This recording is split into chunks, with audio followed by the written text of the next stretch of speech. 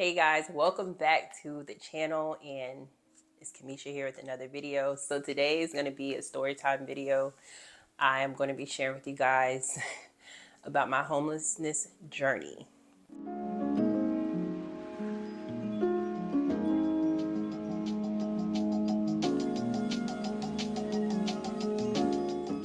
That's right, you read the title right.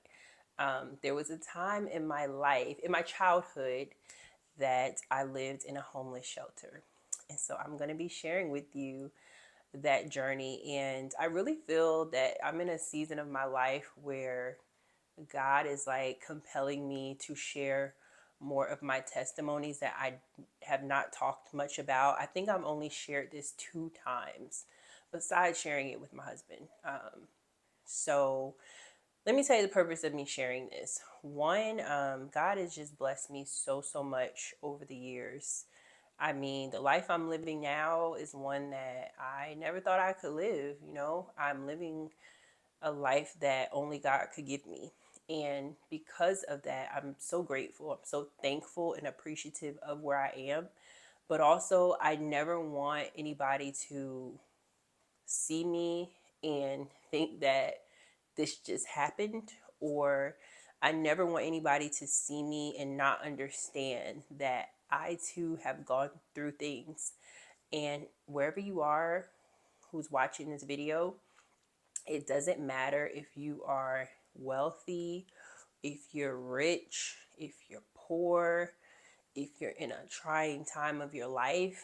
I just want to simply encourage you to know that hard times do not always last, and it doesn't matter like what you have to go through. Your future can still be amazing, right?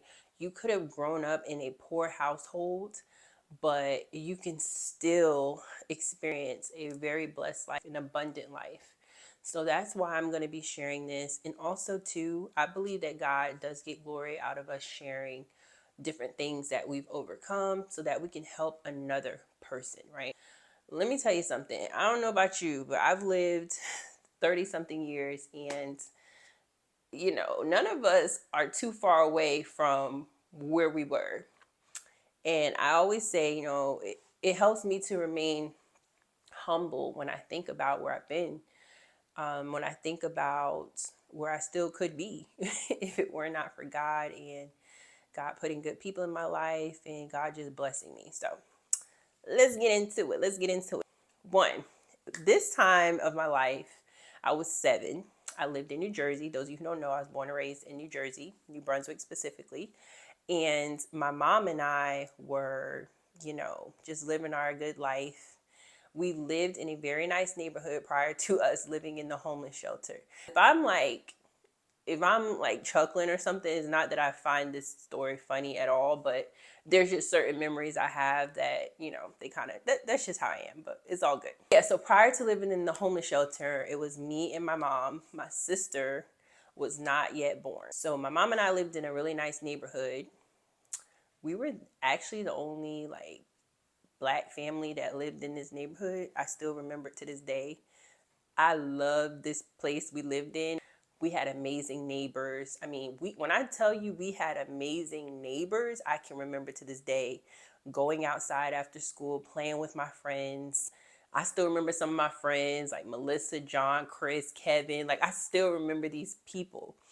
And I would have birthday parties and they would come and like help us. They would help my mom. Like they would bring gifts. They would do all these things. It was interesting times. But it just reminds me how we always had good people around us. Like God always surrounded us with good people. So we lived in that house for a couple of years.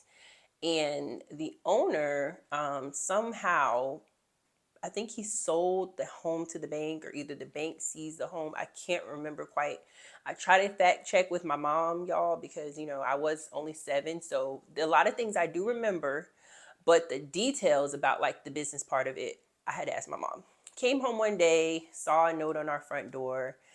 I was a kid, so I didn't really know what it meant, but my mom explained to me how got a notification that they had sold the house, trying to find another place, but in the time frame that they gave us, we couldn't find another place.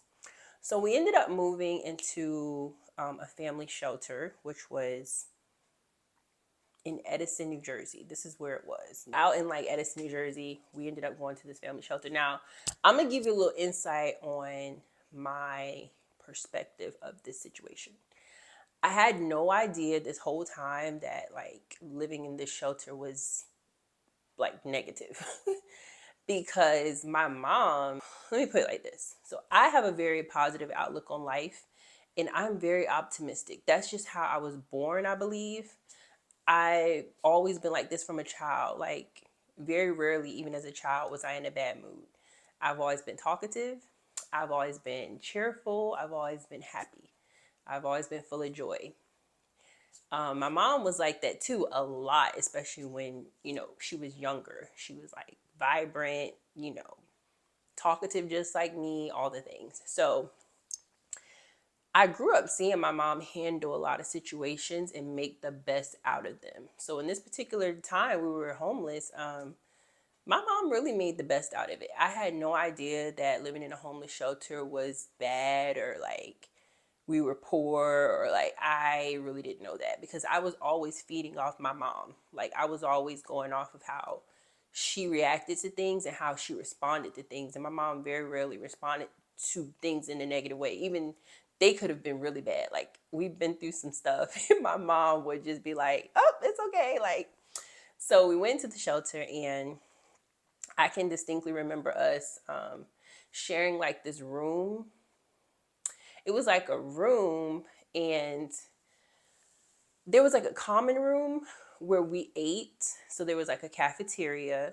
I do remember that very well because I liked going to eat dinner there. I thought it was like a food court. Like, to be honest, as a kid, y'all, like, let me tell you, I thought that going to this cafeteria in a homeless shelter was like a food court. That's what I was thinking it was. And there was a hospital, a local hospital that used to donate meals like certain nights a week. They would literally like cater the food, put it that way. They would cater the food. So I would be excited. We would have like pizza one night. We'd have like pasta another night. We'd have like burgers another night.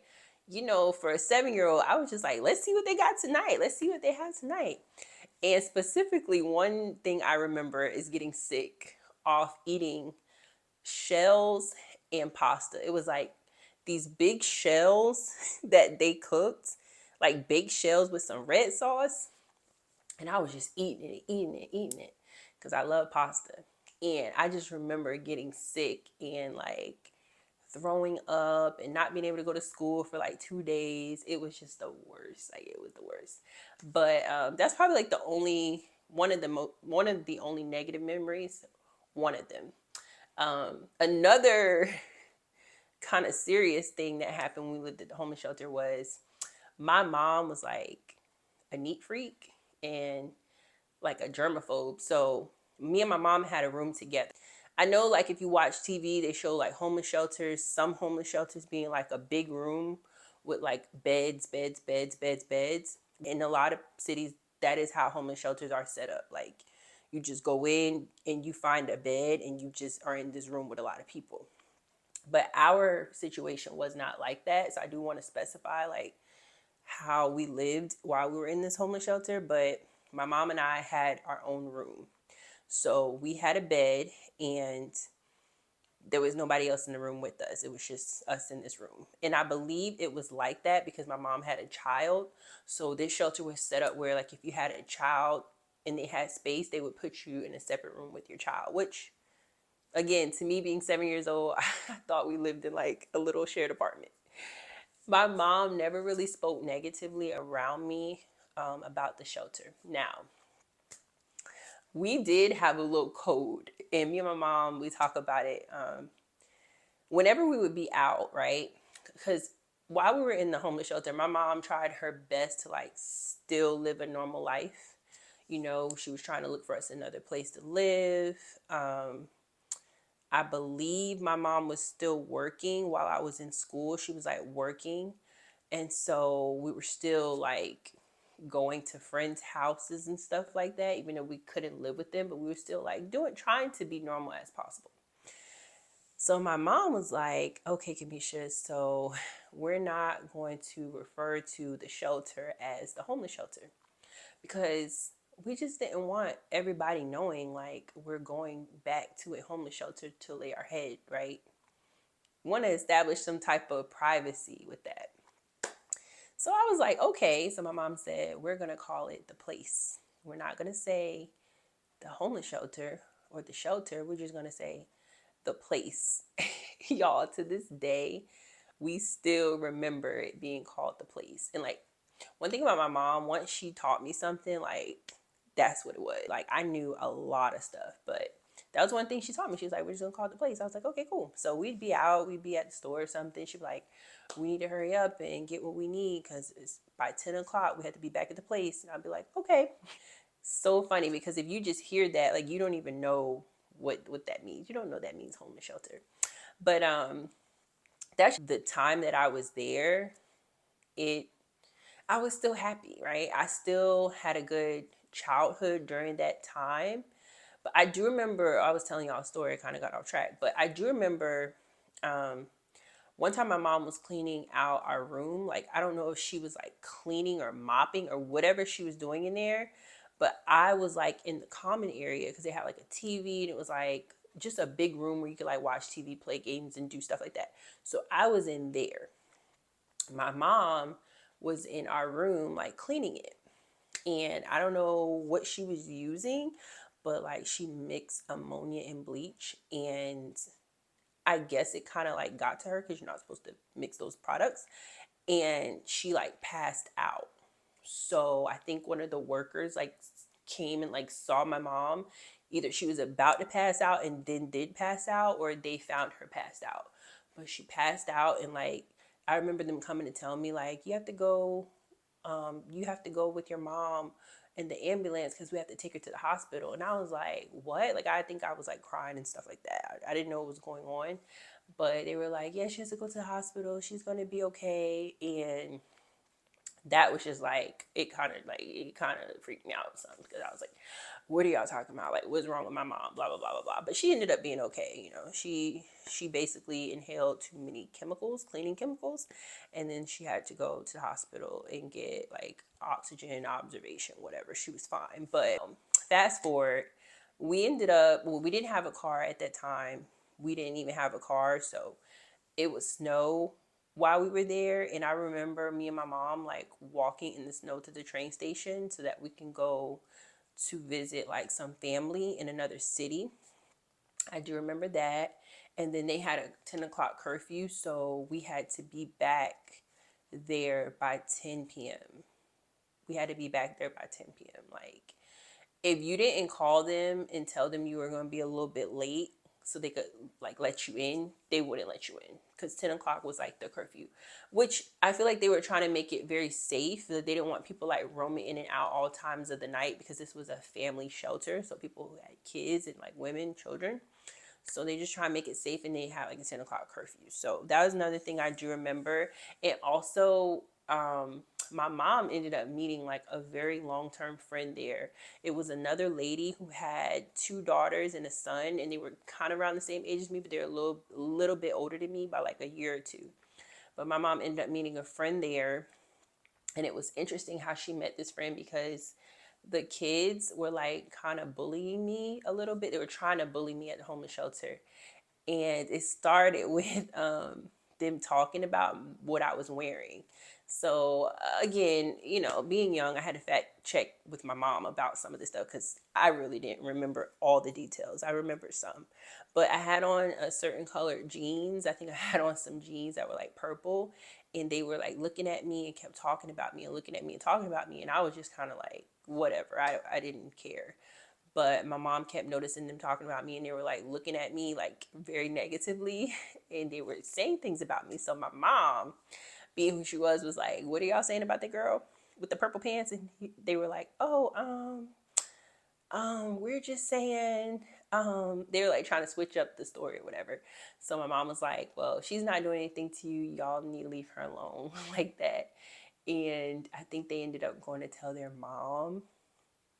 Y'all know how that is. Like, we say something to somebody's kids, but their mom and my mom ended up talking, and, you know, just trying to make us be friends. And we ended up being friends, and my mom and their mom ended up becoming close friends. Like, I can remember once we left the homeless shelter that they moved to like another city in an apartment, and we got a car at this time. We would drive there like on the weekend and spend like the whole day with their family. Like, their mom would cook dinner. We would just hang out like a family, because that's the bond that we had built with them while we lived in the shelter. And so that was like a really good memory, you know. But overall, I would say that my experience in the homeless shelter was not like terrible. And I said all that to say my mom really played a big part in making sure that I kept like my happiness. And my mom never really spoke too negatively about it. And my mom tells me, like, you know, there were days that she was very, very worried, or like very stressed about what we were going to do next, or she was always trying to find like another place for us to live so we can get out of there. And I think we lived there like a total of 3 months. So it wasn't like too long, but it was long enough, you know, to be in a homeless shelter. But my mom was always like trying to figure out a way to get us out of there. And she was always trying to work at building us to the next, you know, getting us to the next place. So we ended up moving out of there, and we did move into a duplex apartment, which was pretty nice. It was like one of those apartments where like you have one on this side and one on the other side. And my mom and I moved in there. I had my own room. Um, we had 2 stories. It was nice. But yeah, I really look back on that time in my life and I'm like, wow, like you really did live in a homeless shelter. Like, technically you were homeless. I don't make light of that. I don't even think that, I don't know how I feel, but I'm grateful that that time in my life, I'm grateful for that time in my life, right? Because it shaped so much about who I am. Like, if I had not had that experience in a homeless shelter with my mom, um, I don't I don't think I would be so grateful for where I am right now. That's just part of the reason why I'm grateful. That's not even like that's just a very, very, very small fraction of what has played a part into who I am today. Why my drive is so much. Why my relationship with God is where it is. Why my heart for people is the way that it is. Why my focus on life is just where it's at, because it all started from a young age of experiencing different things and highs and lows in life. And no, I was not given a silver spoon in my mouth. No, I did not come from a rich, wealthy family. No, I did not have anything in life handed to me. Like, I've experienced some stuff, but I wouldn't trade it. I would not trade it.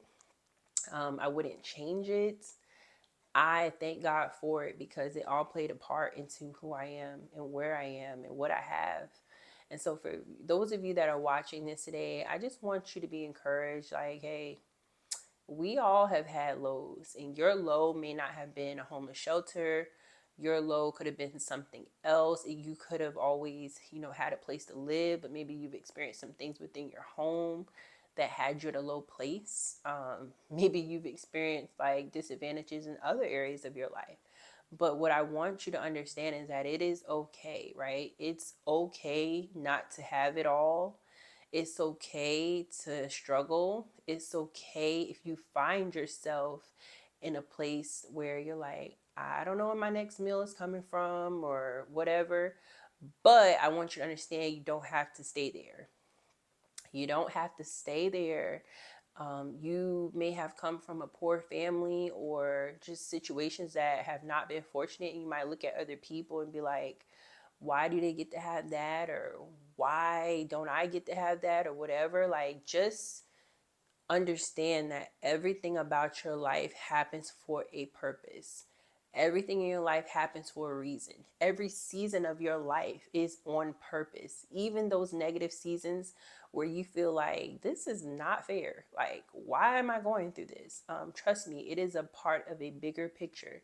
And the only way that you fail in life is if you choose not to try, right? Failure is not the final part of our lives. If you are experiencing a failure, then you can also experience a win and a comeback and a triumph and a victory. Because in order for us to understand victories, we got to understand losses too. And then those losses help us appreciate those moments when we're up. And in the most recent seasons of my life, in the most recent years of my life, God has blessed me beyond measure. Like, I have more than enough. I have an abundance of blessings. And I have to give that credit to God. Like, it's not because I went to college.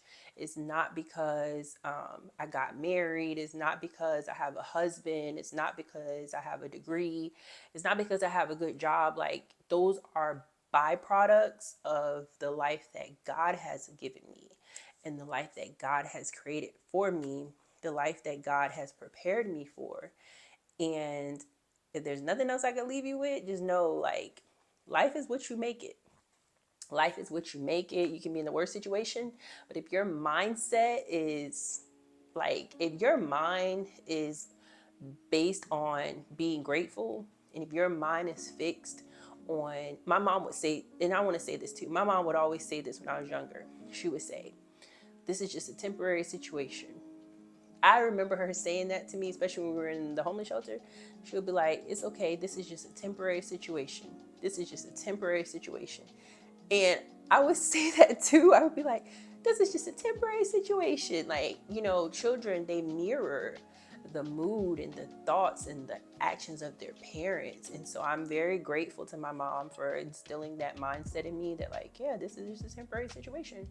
We're going to overcome it. And no matter what you're going through, if you're going through the worst, then it's just a temporary situation. You will come out on the other side. So thank you guys so much for watching my story time, my testimony. This is just a part of my journey that I'm sharing, and I'm sharing it with the purpose of encouraging you to know, like, wherever you're at, you can be better, and just to know that all things are possible. All right, y'all. So I will see you in the next video. Thank you so much for watching.